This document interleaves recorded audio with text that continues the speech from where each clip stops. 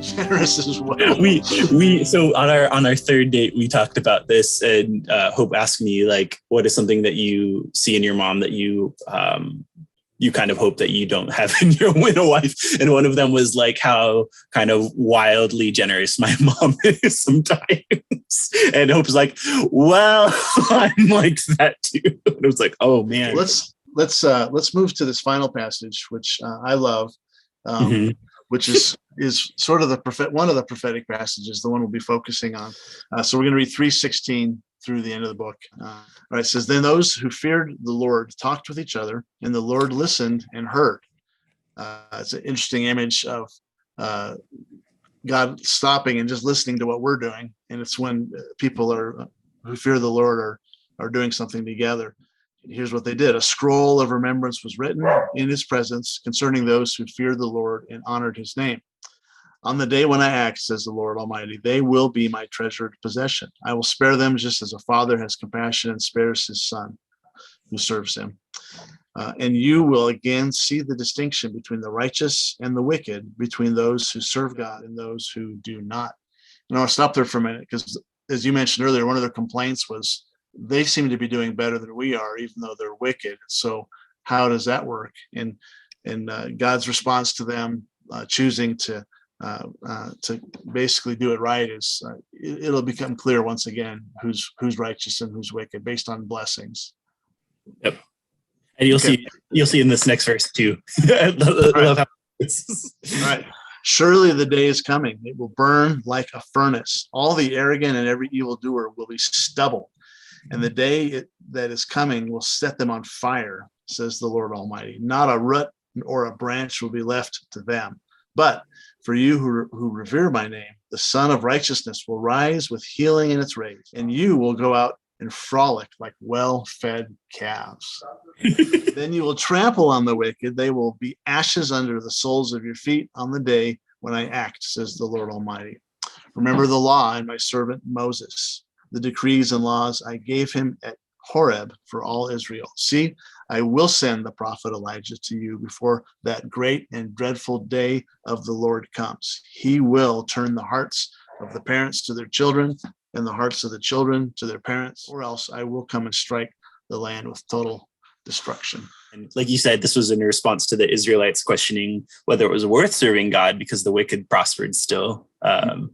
And then in this, God is again imploring us to remain faithful to him, and then we will get the mercy that comes with that. Cool. The Old Testament can really be broken into like two major sections. Obviously, there's stuff outside of it too, like the Abraham part, but it's the law and the prophets. Those are the two big sections. And Moses is representative of the law, and the time of the law, he was the leader, and he was the one that actually received it and wrote it down. And then Elijah is representative of the prophets. So in this passage, the prophet Elijah is also referring to John the Baptist, which we hear Jesus talk about in Matthew 11, 13 through 14, where he's, if you will accept it, John the Baptist is the Elijah that was supposed to prepare the way. Isn't it interesting that on the Mount of Transfiguration, Jesus is hanging out with both these guys. He's hanging out with law and prophet. And who knows what they're talking about. We're not privy to that conversation, but they're all lit up, and Peter sure seems to be excited about it.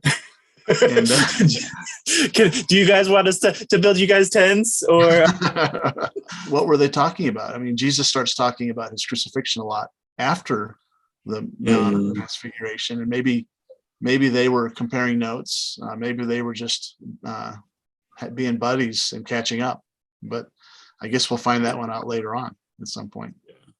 Yeah. So the passage ends the verse stating which I read this as being Elijah, will turn the hearts of the parents to their children and the hearts of the children to their parents, or else I will come and strike the land with total destruction.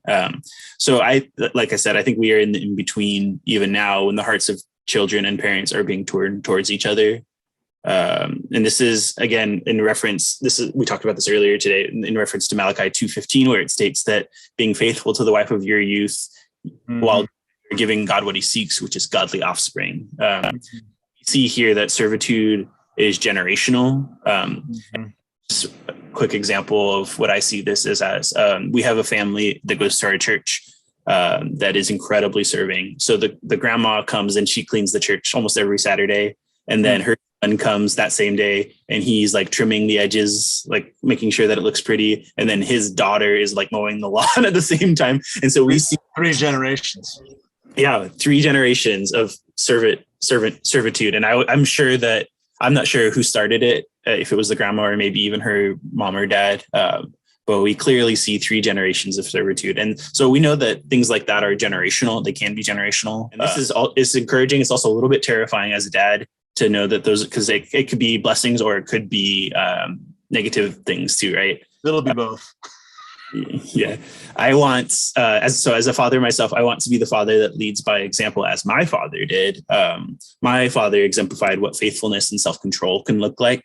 I think those are 2 of the fruit of the Spirit that you probably do best and you exemplify the best. And so those are 2 things that come a little bit more naturally to me because I've seen you practice them so well.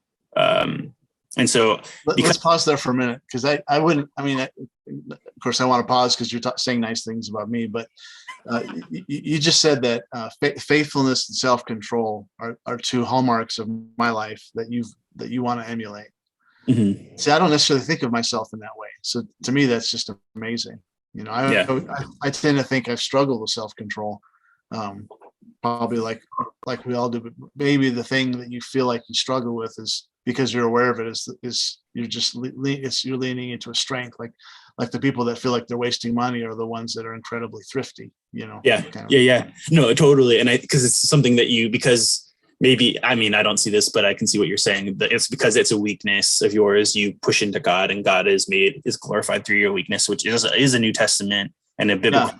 But it is biblical that happens. One of the other ones that I feel like, at least, is probably passed on to me through mom, but is kindness. And I know that he always tells me that, and I know that it's a fruit of the Spirit, and it's because of spending time with God and because of my mom. Probably. And part of why I'm excited that you and I are doing Malachi together is it talks about having hearts toward each other, and you're a good son, and I'm always so proud of you. And I remember you're an incredible father.